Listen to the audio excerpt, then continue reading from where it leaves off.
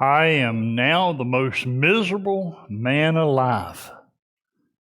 Whether I shall ever be better, I cannot tell.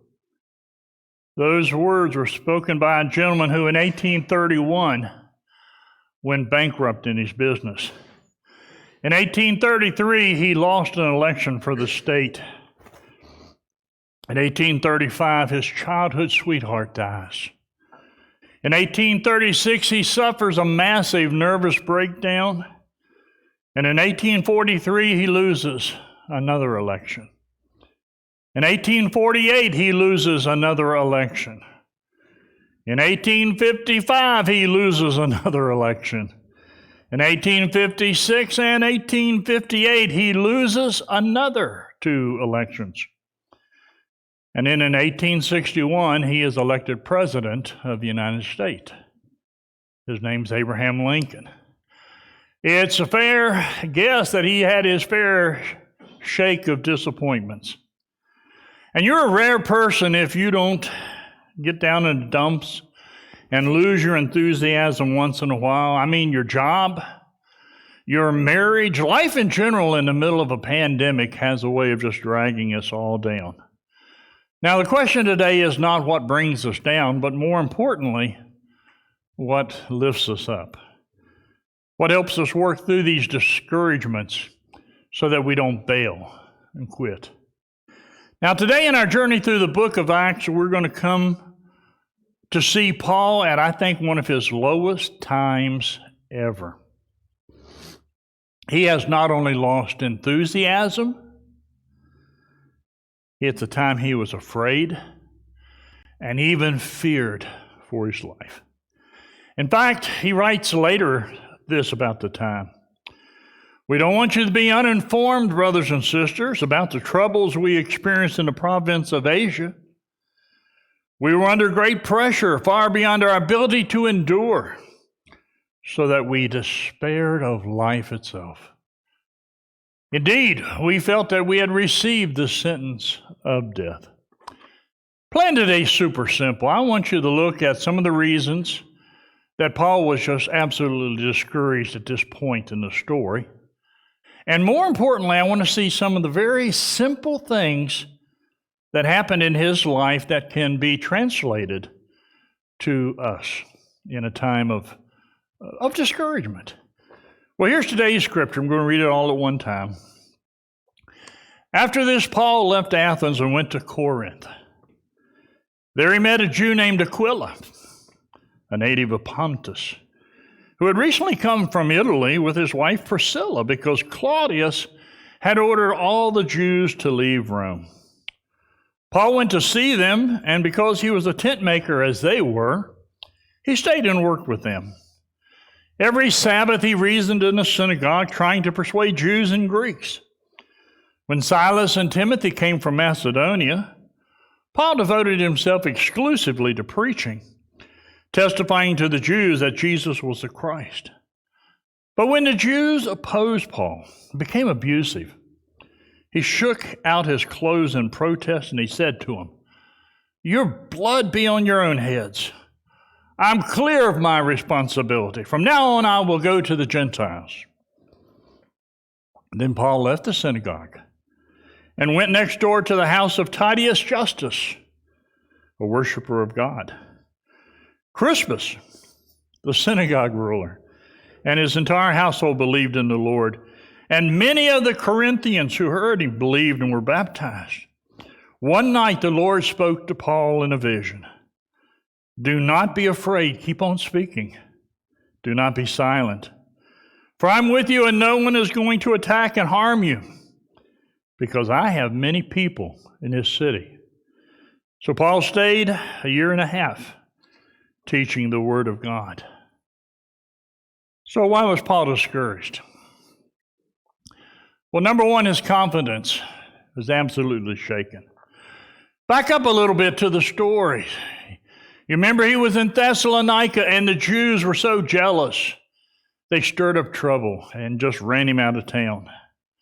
He was kicked out of Berea by these same Jews who had traveled 60 miles to stir up trouble again. And don't kid yourself. Having people constantly tell you that you're wrong wears you down and grates on you. So then Paul went to Athens. He had a chance to present Christianity to the intellectual capital of the entire world. And what was the result? Well, the vast majority of them just laughed at him. Some of them just procrastinated. And only a few became a Christian. Don't you think Paul had wanted more success that day? Don't you think Paul had really wanted Christianity to just step up and show paganism the truth? But it didn't happen on that day, and that had to have discouraged him as well. And so he comes to Corinth. The Bible says he comes to Corinth in weakness, fear, and trembling. His confidence has been shaken. His self-esteem was virtually gone. And he was most definitely discouraged. Well, now number 2, he was afraid. You see, Paul had left Athens. And Athens was the intellectual capital of everything back then. It was a beautiful, beautiful place. Still is. But he went to Corinth, which is now the sexual capital of the entire world. Corinth was 50 miles away, and it was located on this narrow piece of land. And everything north and south, any kind of cargo had to go through that land. Corinth is right in the middle. On each side of this narrow strip is a sea. And so all the cargo from east to west, even the ships, believe it or not, sometimes they would just lift it out of the water and carry it across the land because it was only a couple miles. So everything north and south and east and west went through Corinth. Major economic city. It was also the center of Aphrodite worship. Aphrodite was the goddess of sex. If you remember your mythology, you will probably remember the great temple of Aphrodite. It's right there in Corinth. 1,000 temple priestesses would come down the mountain and entice all the gentlemen to come up and worship Aphrodite through ritualistic sex. In short, Corinth made Vegas look like Disneyland, you know? Corinth was a nasty place. And they considered it a nasty place in Roman culture. Whenever somebody would write a play or a drama, and they would have a Corinthian in it, he or she was always a person of loose moral values and typically drunk all the time. They developed a phrase in the Roman Empire. It's called to live as a Corinthian. And that meant you lived with the loosest of values and morals. You were just a jerk. In fact, you know, it's interesting to study curse words in different languages. Because you know what is major offensive to us in English is not so much to someone else. In England, some of the things they really say that just are horrible, it doesn't bother us at all. In the Roman Empire, one of their curse words was to call somebody a Corinthian. That was about one of the worst things you could ever call somebody. It was an evil place. Any kind of sexual perversion would be and was found there. And because of the environment, the economy, the sex trafficking, we're talking crime, racketeering, political maneuvering, you name it. And Paul is absolutely terrified. He'll tell us later. You know, in Paul number 3, he's all alone. He comes there by himself. Oh, yeah, there's 200,000 people there, but he's by himself. And isolation has to be one of the most destructive things in our culture. They say it's at the heart of things like depression and paranoia and schizophrenia and rape, suicide. Even it's been tied to mass murder. Now, what am I talking about when I say isolation? Well, for us, it goes something like this. Hey, how are you? I'm fine. How are you? I'm fine. Well, how's your family? Oh, they're great. Well, how's your family? Oh, they're great. And the truth is, Mommy's having an affair. Daddy is strung out on drugs. Little Susie's into prostitution. And little Bobby just robbed the liquor store. That's living in isolation. We don't tell the truth to each other. Now, if you have nothing but surface relationships, you're going to be miserable in this world. Because we all need people who will be honest with us and that we can be honest with them. And we have to have people we trust. We have to have people who will be there for us. Otherwise, we will be isolated and all sorts of trouble will happen. Now, straight on to 3, number 4, he was just wore out. In addition to everything else we're talking about, Paul, he has walked 1,500 miles to this point. Now, 1,500 miles is from Columbus to Orlando, Florida. And that's how far he's come on this missionary journey, and he's got to be tired. You know, when you travel, you remember how hard it is to get a decent meal somewhere, and then you always worry about finding a decent place to stay. Well, Paul is traveling on foot, without a cell phone, without any credit cards, and they don't even have Best Western motels back then. No wonder he's run down. And number 5, he is absolutely feeling rejected. He has been ridiculed on this missionary trip. This is the second missionary trip. He's been ridiculed. He's been opposed by cities, governments. He's been arrested several times. He has been beaten several times. And one time he was actually stoned with rocks and left because everybody thought he was dead. He wasn't. In fact, he comes to Corinth. And if there should have been anybody in Corinth who would at least shown him a little decency, it would have been his own people, the Jews. I mean, they were there. But from the beginning, they rejected Paul. Paul comes, I think, the closest to losing it as anywhere in the New Testament. He just simply says, your blood be on your own hands. I am tired of fooling with you. I'm not even going to talk to you anymore. That's how low he gets. Well, okay, that was really exciting, good news.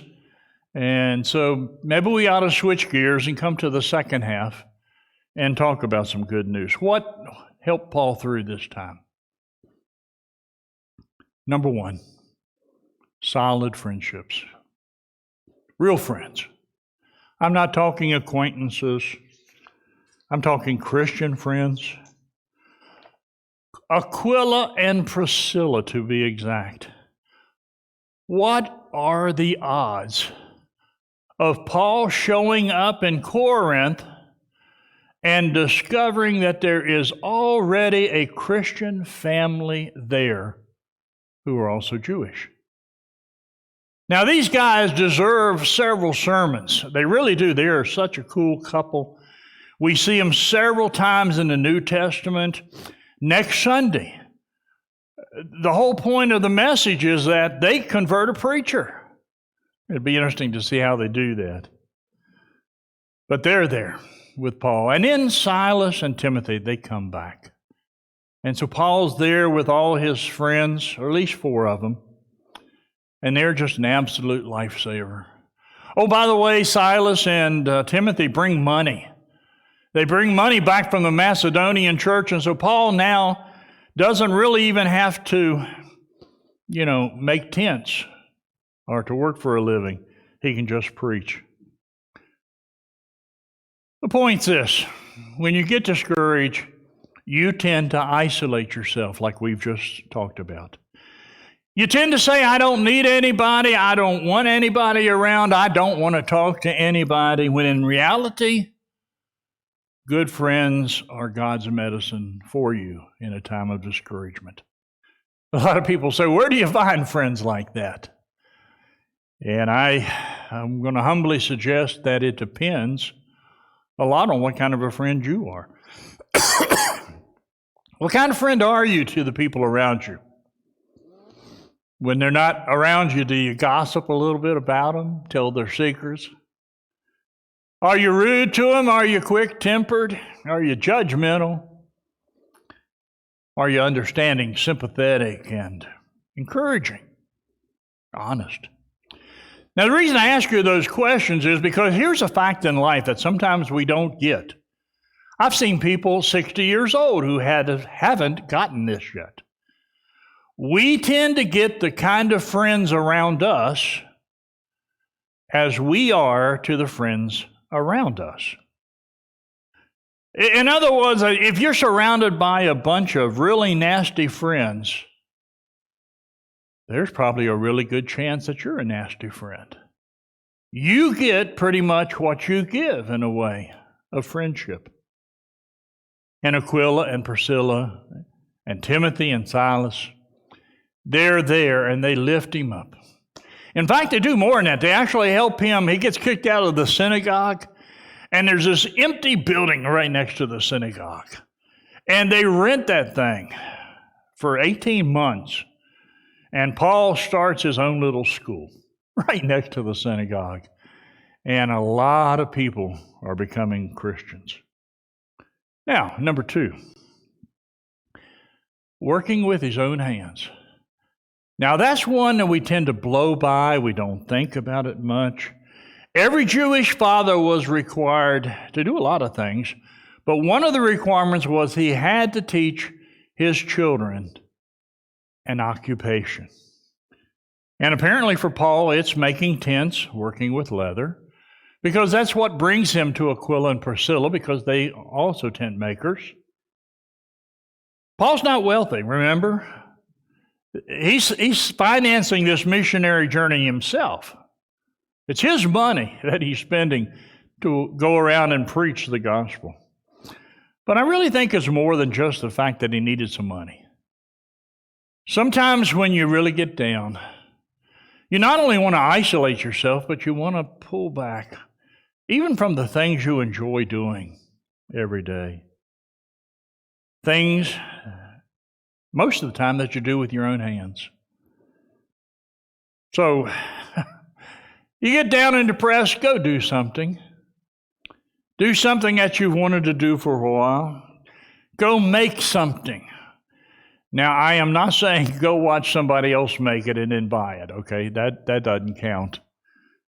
I'm suggesting simple things like go bake a cake. Go weed the garden. Go build a model. That's something I do. Go refinish the furniture. Do whatever it is, but, get out there and work with your hands a little bit. And you'd be surprised what a simple cure that, too, can be for a discouragement. Number 3, remember that you have a job to do if you're a believer. What is it you love about Rocky?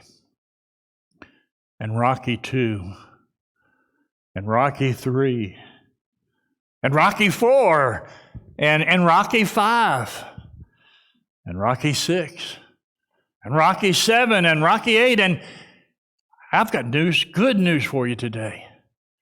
There's a Rocky 9 and a Rocky 10 filming right now. I can't wait. I mean, the guy's got to be 105 years old. But what do you love about these Rocky movies?